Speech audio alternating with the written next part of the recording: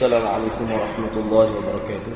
الحمد لله رب العالمين والصلاة والسلام على أشرف الأنبياء والمرسلين نحمده ونستعينه ونستغفره فإن أصدق الحديث كتاب الله وخير الهدي هدي محمد صلى الله عليه وسلم وشر الأمور محدثاتها وكل محدثة بدعة وكل بدعة ضلالة وكل ضلالة في النار. وقال رب اشرح لي صدري ويسر لي أمري واحلل عقدة من لساني يفقهوا قولي. Alhamdulillah, bersyukur kehadrat Allah Subhanahu wa taala kerana dapat bersama pada malam ini. Insya-Allah pada malam ini kita nak bincang hadis yang ke-30 iaitu komited dengan hukum Allah.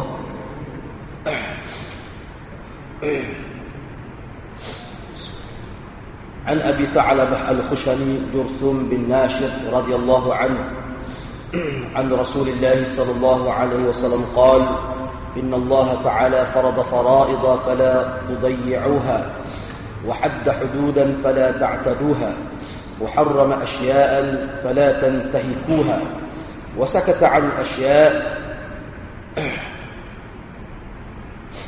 رحمة لكم غير نسيان فلا تبحثوا عنها حديث حسن رواه دارقطني وغيره. Dari setengah-setengah baris dia tu ada tak kenal ya. Saya tak ada nak ubah tu. Setengah-setengah baris dia. Kalau tak serupa dengar dalam kitab tu, kena pakar dalam kitab tu. Dia ada setengah. Saya baca sekali lagi. An Abi Tha'labah Al-Khushani Jurthum ابن ناشر رضي الله عنه عن رسول الله صلى الله عليه وسلم قال إن الله تعالى فرض فرائض فلا تضيعوها وحد حدودا فلا تعتدوها وحرم أشياء فلا تنتهكوها وسكت عن أشياء رحمة لكم غير نسيان فلا تبحثوا عنها. Dari Abi Tha'labah Al-Khushani, itu Jurthum bin Nashir radhiyallahu anhu, yang diambilnya daripada Rasulullah sallallahu alaihi wasallam.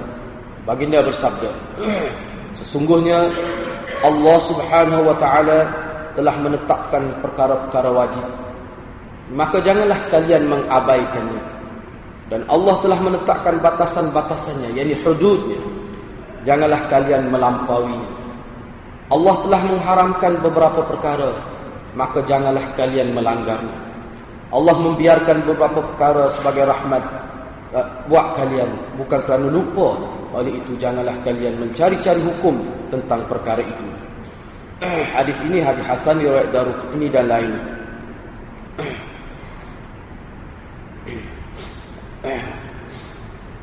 Ini antara hadis yang berlaku khilaf lah dari segi hukum kedudukan hadis ini. Kalau kita tengok dalam kitab-kitab syarah hadis, maknanya berlaku ikhtilaf. Yang mana ramai juga ulama kata hadis ini adalah hadis dhaif. Hadis ini hadis dhaif.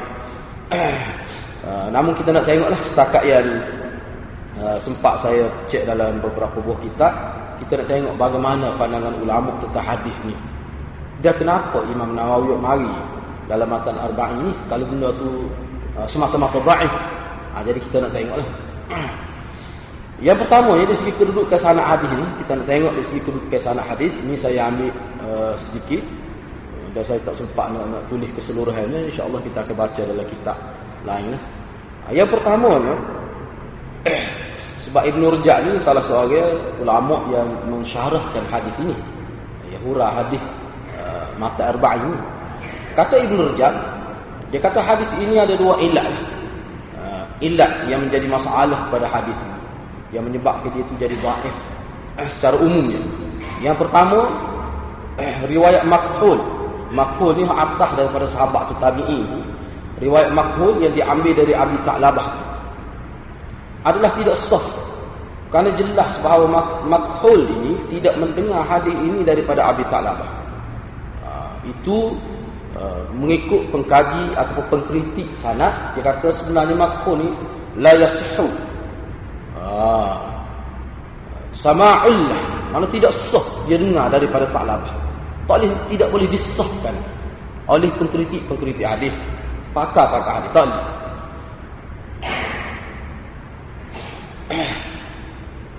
Dalam Mir'atul Mafatih ada sebut gitu juga.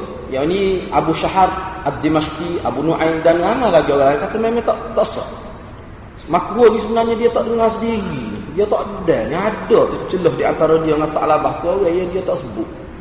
Mana kalau tak sebut gitu ni maknanya terputuslah, sebab tu ulama kata munqati' hari ini.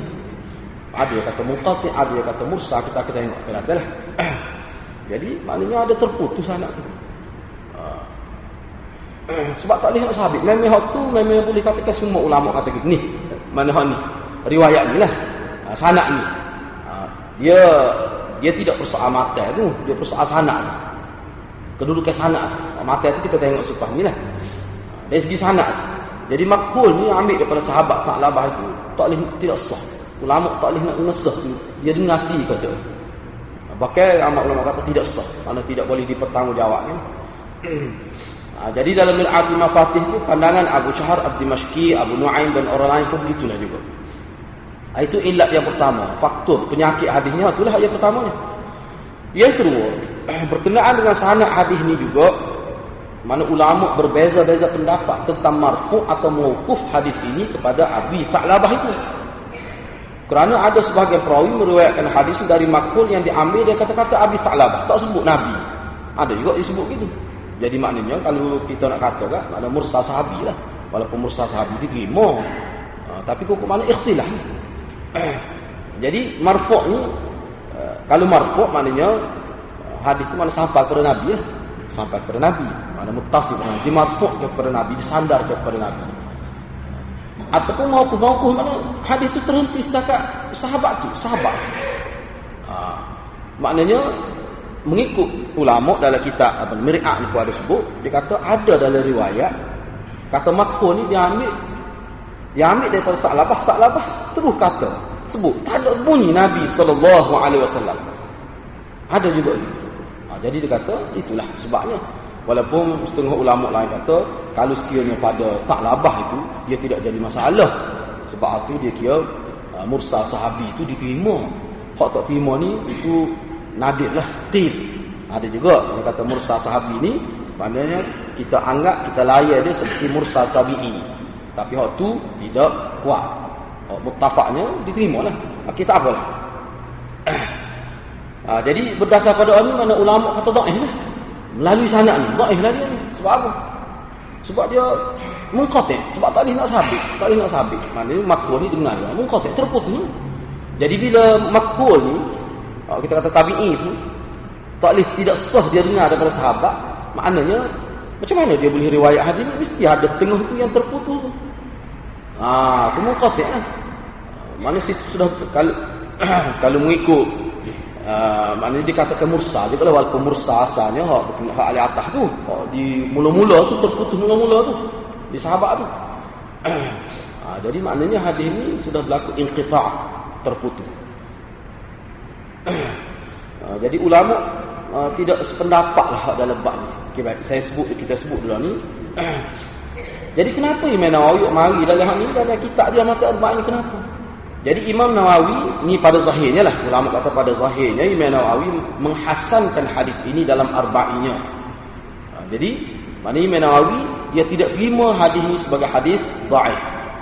Sebab tu dia masuk. Tapi dia anggap hadis ini hadis hasan. Apa alasan Imam Nawawi tak terima pandangan ulama yang mana ulama yang kata dhaif ada hujah? Apa sebab? Imam Nawawi masukkan juga hadis dalam arba'in dia ni. Dia kata dengan alasan bahawa makna hadis ini diriwayatkan dalam tarik lain dengan sanad yang sahih, maka hadis ini meningkat naik menjadi hasan li ghairi. Asalnya hadisnya hadis dhaif. Dari sanad ni, kena ingat ni, kita faham ni sanad bukan matan dia, bukan teks dia. Sanad dia tu ada dipertikaikan, ada illat, ada penyakit. Jadi betul lah Imam Nawawi hal tu. Imam Nawawi bersebut, kita tengok dalam kitab dia bersebut, dalam kitab lain dia sebut hadis ni dhaif asalnya. Dia kalau orang ngaji hadis, dia ada dhaif ni, dhaif yang ada upaya meningkat jadi hasan. Lahu apa ni, dia istilah injabar, lahu injabar, mana ada keupayaan. Ada setengah hadis dhaif tak ada upaya, dia tak boleh naik jadi hasan. Dia kekal, dia stay gitu. Dhaif dia tu tidak boleh meningkat naik. Ni antara hadis yang injabar, yang boleh meningkat naik. ataupun dalam istilahnya panggil hadis yang boleh di-upgrade, boleh diangkat, naik taraf lah daripada dhaif naik jadi hasan. Tapi hasan pun li ghairi. Apa maksud hasan ni? Hasan dia ni bukan kerana dia, kerana tariq lain, kerana jaluran sanad lain. Kerana sanad lain, lepas tu selain daripada mana sanad lain, lepas tu banyak, kalau kita ni pun sebut banyak hadis-hadis apa ni dalam wajah yang lain, makna dia serupa dengan ni walaupun kalimah berbeza. Itu banyak. Jadi makna dia tu walaupun tidak sama dalam jaluran sanad lain, tetapi dia ada kesamaan walaupun tidak sama lafaz. Itu banyak tu. Itu banyak. Sebab tu dia kata, jadi hak lain tu, hak kata riwayat lain tu sanad tu memang sahih. Sanad tu memang sahih. Jadi walaupun hak ni sanad dia tak sahih, tapi berdasarkan kepada bantuan sanad-sanad yang lain, tariq yang lain, maka dia ni dikira jadi hasan. Tapi hasan pun hasan dia, maknanya boleh pakai lah, boleh terima lah. Jadi ramai juga ulama kata sahih dia tu, ramai juga yang kata dia tu sahih. Namun dalam Mir'atul Mafatih, syarah pada Mishkatul Masabih, Syekh Ubaidillah Al-Mubarakfuri kata, dia kata Darul-Qutni berkata, pendapat yang lebih dekat kepada kebenaran. Jadi saya terjemah mengikut litera dia. Pendapat yang lebih dekat kepada kebenaran adalah hadis ini marfu', bahkan itulah pendapat yang masyhur. Kalau mengikut Darul-Qutni dia kata marfu' ada ini. Mana tengok pada sanad lain. Abu Bakar As-Sam'ani menghasankan hadis ini. Abu Bakar As-Sam'ani kata hadis ini hadis hasan. Okey, baik. Saya nak baca sikit lagi dalam kitab asal ni. Ini dalam kitab Mir'atul Mafatih, dia sebut lebih panjang ni. Kita nak tahu juga kedudukan hadis ni.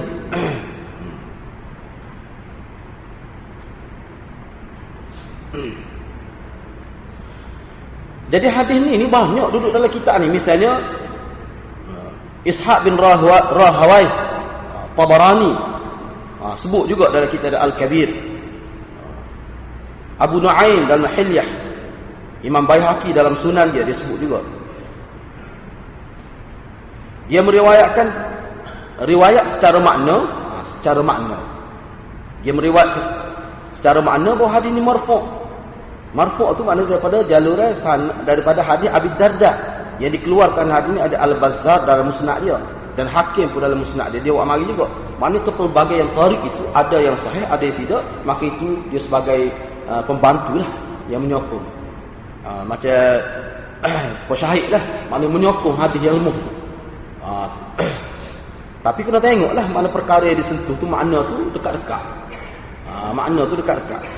Kalau maknanya isu yang sama, disebut sini isu yang sama. Kata Bazzar, sanad dia tu salih. Hakim kata sahihul isnad. Ni semua ni kerana dia gabung sanad. Semata-mata hak ni dak. Kalau semata-mata sanad ni ulama kata dak. Hak ni sebab tengok hak lain, banyak pilih hak lain. Mana nak buat keputusan sahihul isnad ni kerana melihat wajah ataupun tarik yang lain. Semata-mata hak ni tak makbul, yang ambil daripada Ta'labah ni tak erat. Hadis ni tak erat untuk naik jadi itu. Mana dhaif lah, mana dhaif betul lah dhaifnya. Jadi ulama jawablah Imam Nawawi mari ni sebab dia tengok hal lain. Tengok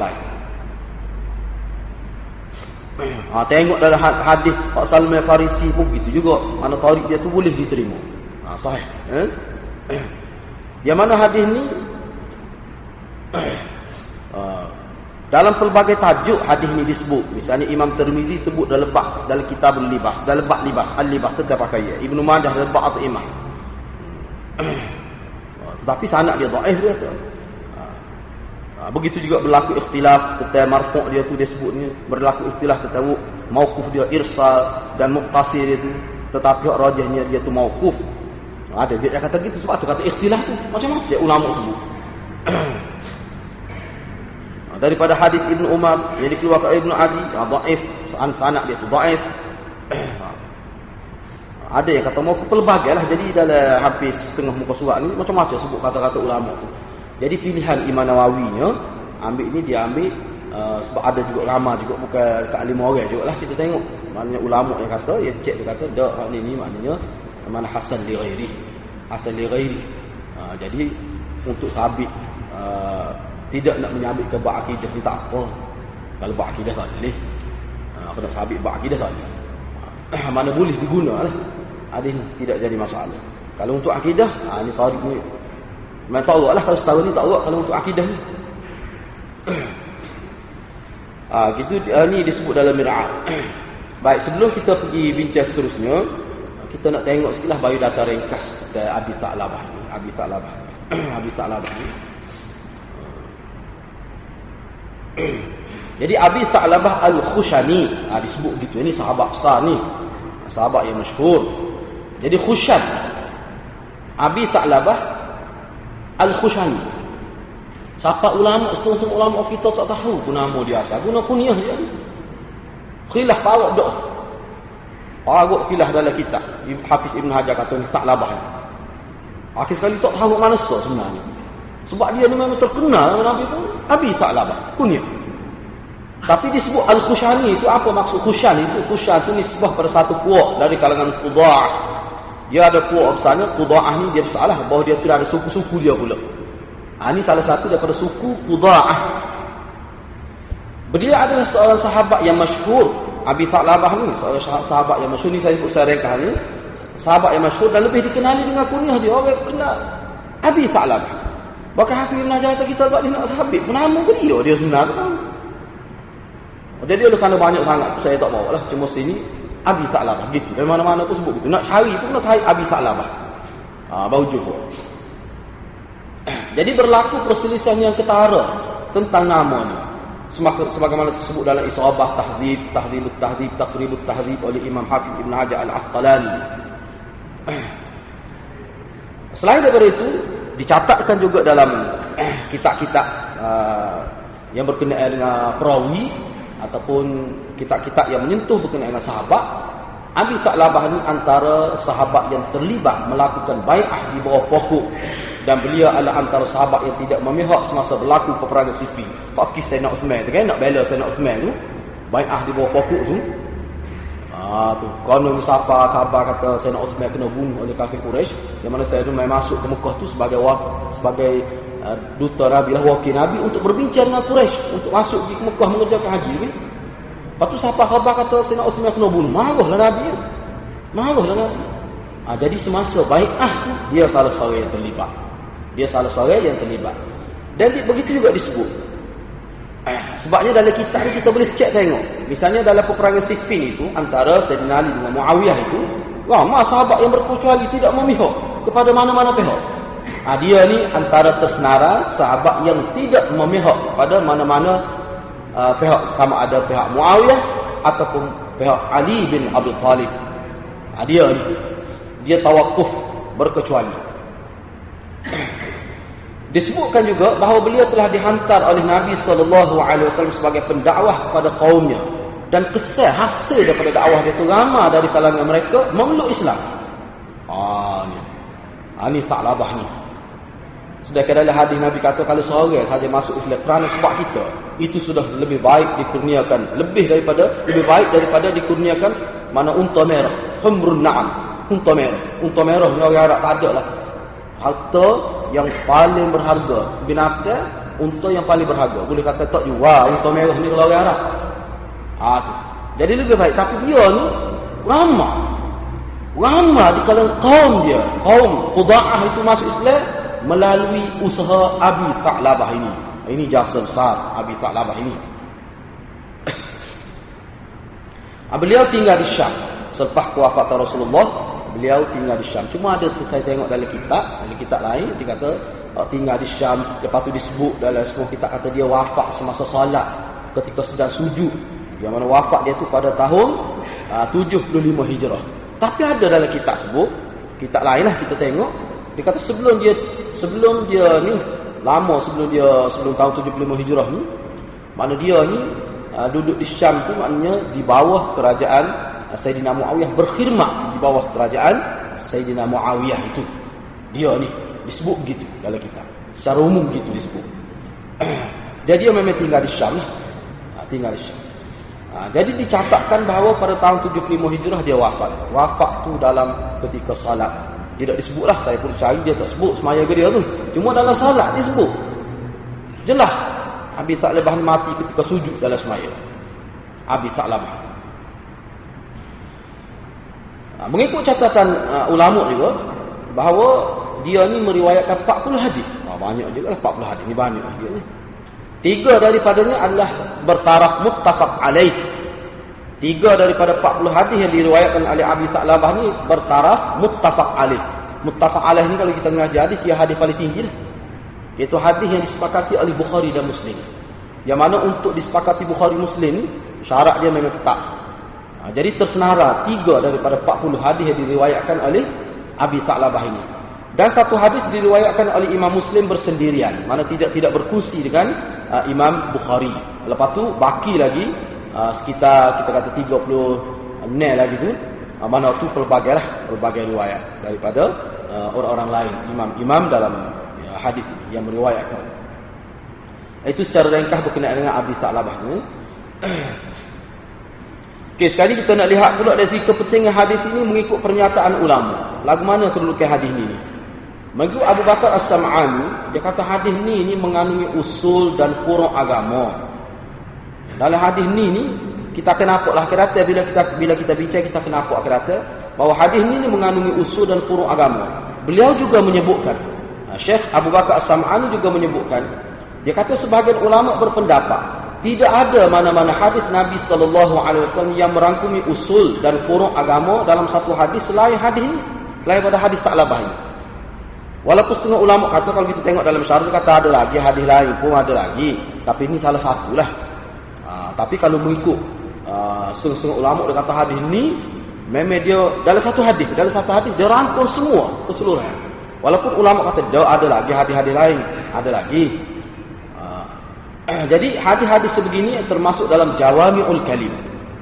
Jawami'ul kalim ini sudah acak kalim ada hadis-hadis. Dengar mana kata-kata Nabi yang ringkas tetapi padat, merangkumi. Kalau dalam bahasa kita tetap kecek sikit tapi orang boleh faham tu banyak. Itu sifat hadis, bahasa hadis memang begitu. Dia mantap. Sebab itulah ulama salah satu pengecaman lah kita nak tahu hadis ni maudhu' atau tidak. Salah satunya melihat daripada kehebatan dari uslub, gaya bahasa itu. Sebab itulah ulama kata nak jadi ahli ijtihad ni dia wajib erti bahasa Arab. Dia nak nilai mana ni bahasa zaman Nabi, bahasa zaman sahabat. Bahasa ni kemah tak kemah. Bahasa ini tak ada susuk pai masuk daripada bahasa luar. Dia nak cari ke mana kalau dia tidak mahir bahasa Arab. Sebab tu disyaratkan untuk jadi ahli ijtihad wajib menguasai bahasa Arab. Sebab tu kita tengok imam-imam kita, salafus salih kita dulu tidak orang Arab pun boleh bersyair. Boleh bersyair. Walaupun tidak orang Arab pun, mana dia menguasai bahasa Arab itu sebagai tuntutan agama. Dia memperwajibkan secara aini atas diri dia. Walaupun tidak wajib, tidak fardu ain, tapi di atas diri dia wajib sebagai wujud aini. Kenapa? Sebagai motivasi pada diri dia. Akhir sekali jadi hebat dalam bahasa. Sebab tu belajar bahasa Arab ni dia tidak serupa seperti kita belajar bahasa-bahasa lain.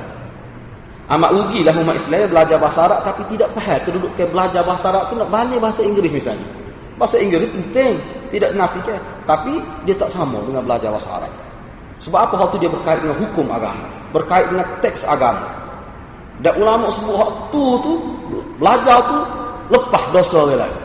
Sebab dia fardu kifayah.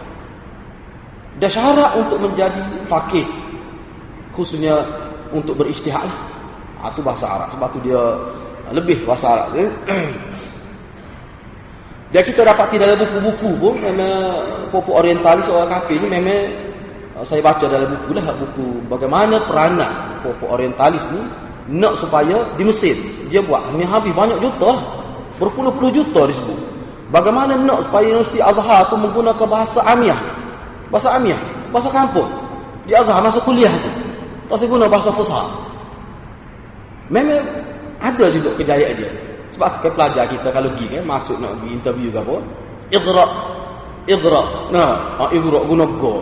Mana ada bahasa Arab go. Jadi pelajar-pelajar kadang-kadang tak terdedah langsung ni ke dia iqra. Iqra hadhihi al-qit'ah. Baca petikan ni nak dengar. Iqra. Dia guna go. Tetapi alhamdulillah maknanya disebut dalam kitab tu bila ulama-ulama kita perjual, kita tak boleh kita guna bahasa standard. Boleh katakan sekarang ni guna bahasa fusha walaupun ada lagi. Sebab apa? Sebab bahasa fusha ni itulah sebenarnya bahasa Quraisy, bahasa Quran. Itulah sebenarnya lahan Quraisy. Pak Nabi suruh tulis dengan menggunakan logat Quraisy itulah bahasa fusha sebenarnya. Dah itulah yang orang Arab daripada turun-temurun jaga. Sebab tu atas anak ke kawasan pergunungan, kawasan kampung nak jaga bahasa tu.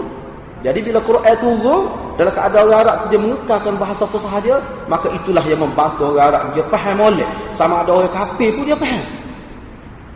Ulama kata Abu Jahal ni antara orang yang sangat faham Quran.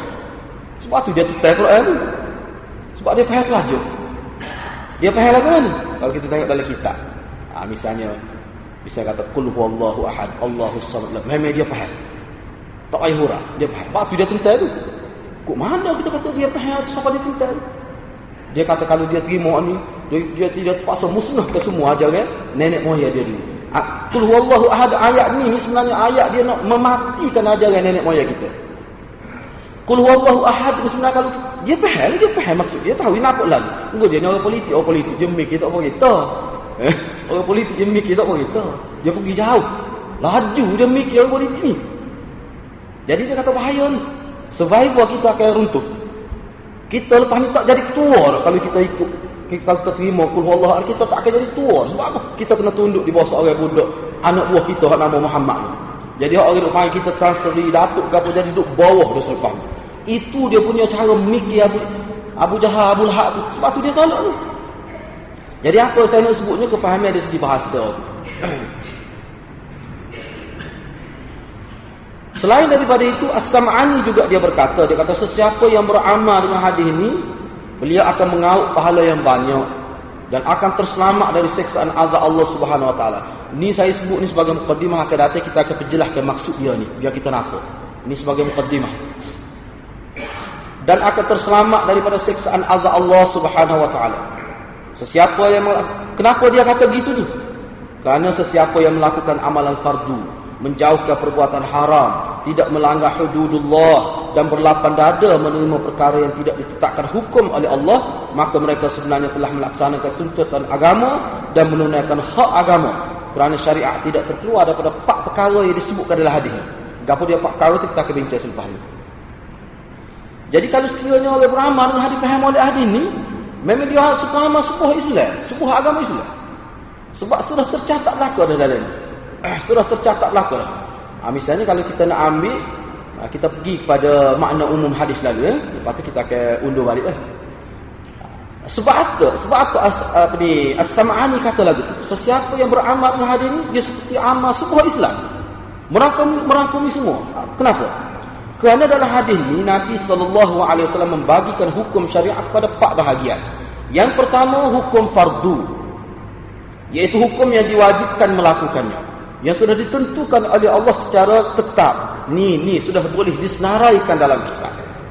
Yang kedua, dalam hadis ini ada penetapan hukum haram.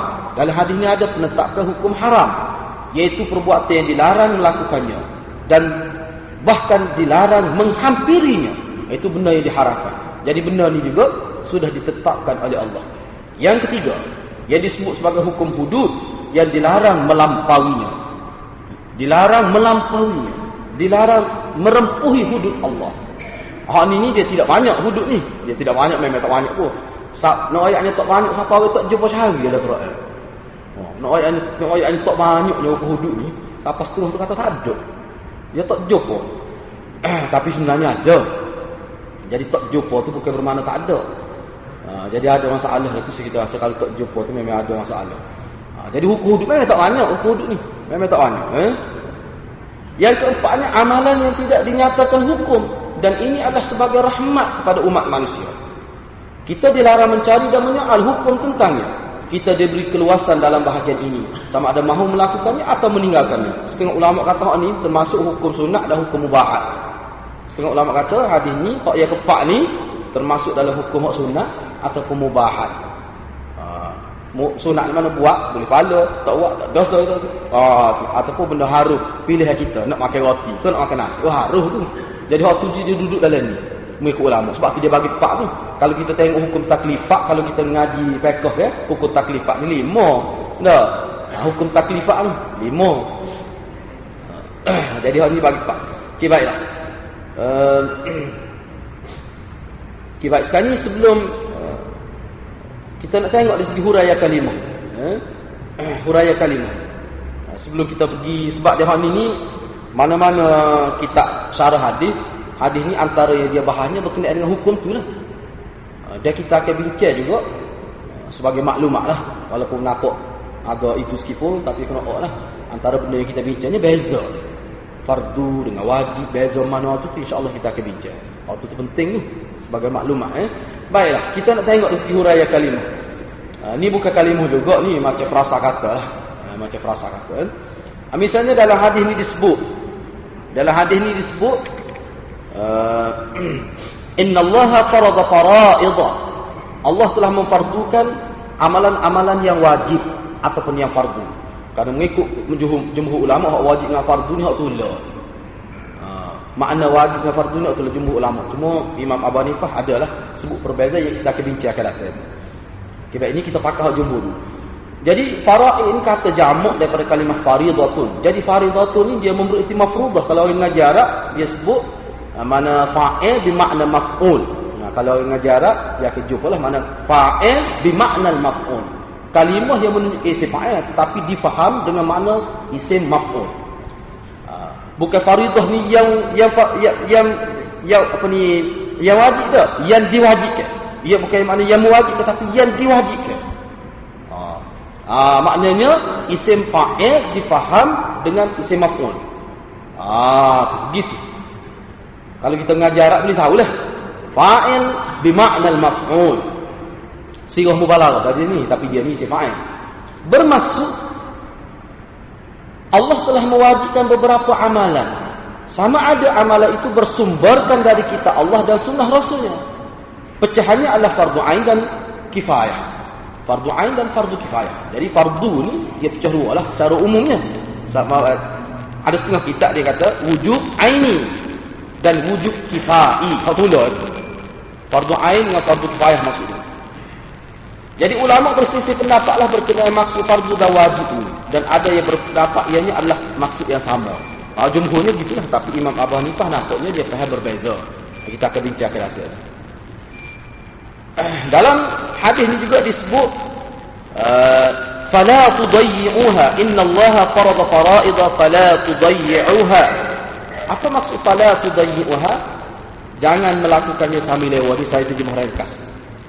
Misalnya kalau dalam Mir'at ni dia sebut gini. Ini saya ambil ni ringkas lah. Misalnya dalam kitab ni syarah pada Mishkat, sebab hadis ni hadis yang 197 kalau duduk dalam kitab Mishkat. Kitab Mishkat ni mana kitab yang mana hadis dia tu 8,000 lebih hadis Mishkat ni. Mana kalau orang nak mengaji dauratul hadis, nak mengaji sunnah sitah tu, dia mesti mengaji ni dulu. Kalau India Pakistan, tempat kita pun kalau buat dauratul hadis, kursus hadis lah daurah nak mengaji hadis secara formal lah.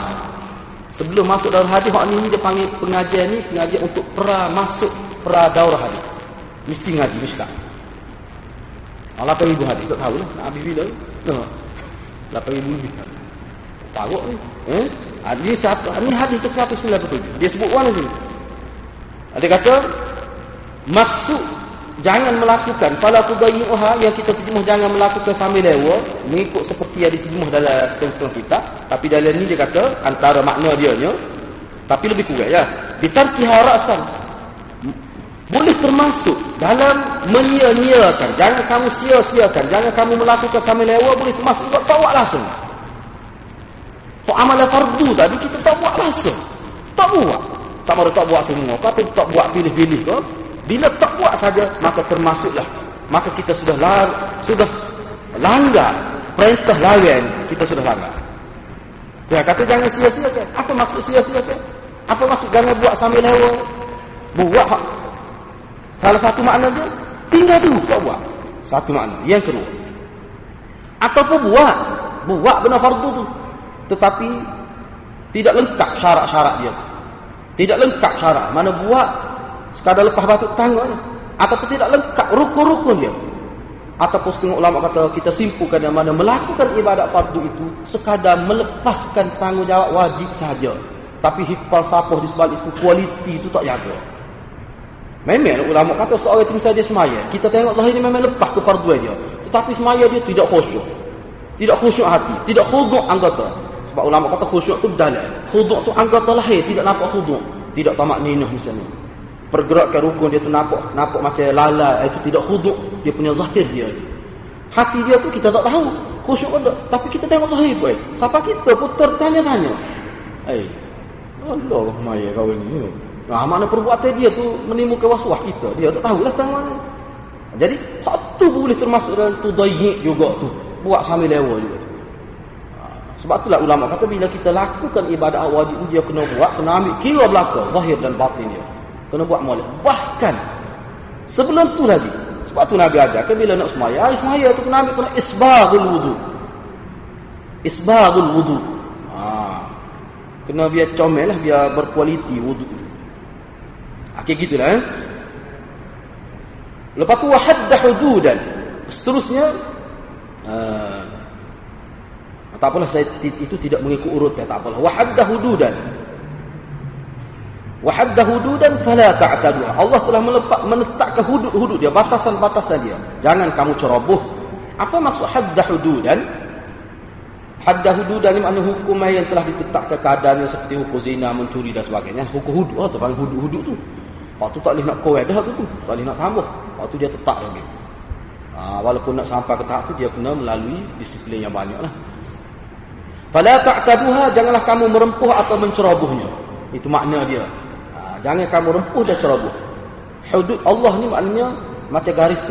Jangan lepas daripada itu. Ataupun setengah ulama sebut hudud Allah maknanya kawasan macam kawasan kedutaan Allah, kawasan larangan. Hamahullah, hamahullahu. Ini undang-undang yang Allah jaga. Ada setengah ulama gambarkan begitu dalam kita. Hamahullah, Allah jaga. Kalau tepuk Allah marah. Hak ni tak boleh. Seolah-olah macam dia ada lingkungan dia. Sedikit saja. Hak lain boleh. Hak ni jangan tepuk. Macam ada pagar seolah-olah. Begitu maksud dia.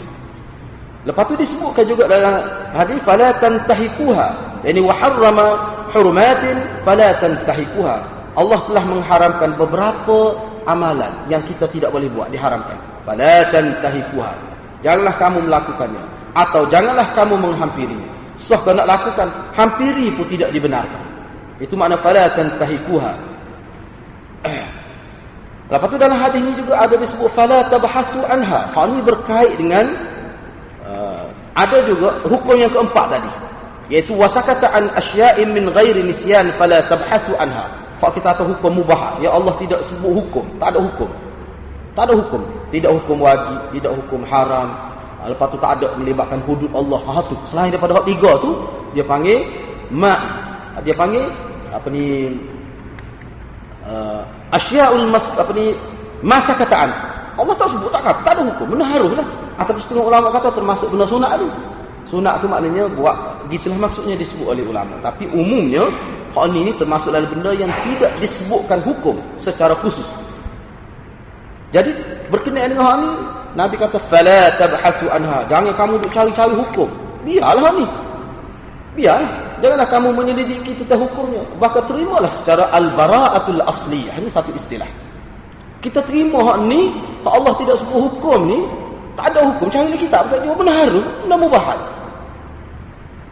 Benda mubahat ni ulama kata mana benda yang kira-kiranya Nabi sallallahu alaihi wasallam lahir ke muka dunia bukan nak cerita benda tu. Kita panggil benda mubahat. Naik unta misalnya.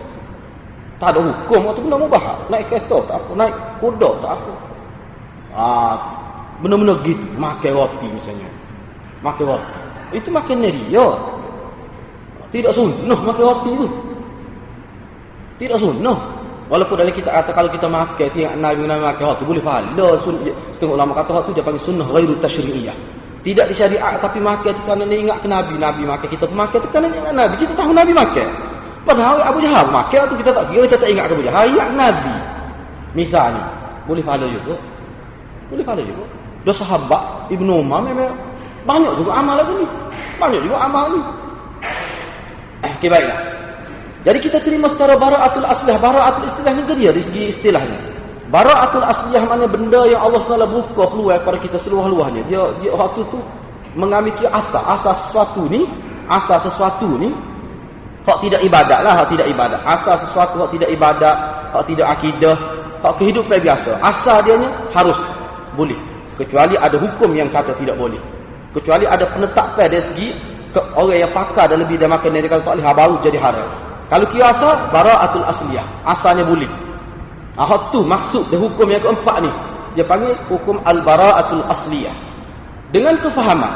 Kita faham ni dengan kefahaman yang halal itu bersifat baik dan yang haram itu bersifat buruk.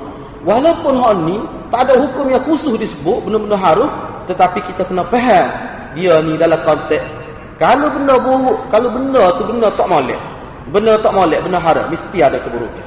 Sifat kena tengoklah. Walaupun benda tu benda haram, tapi nak tengok ada ke keburukan. Kalau ada keburukan, cer tu. Dia boleh naik pergi ke haram tu. Tapi kalau benda tu baik, tu halal. Ni benda-benda haram, benda-benda haram.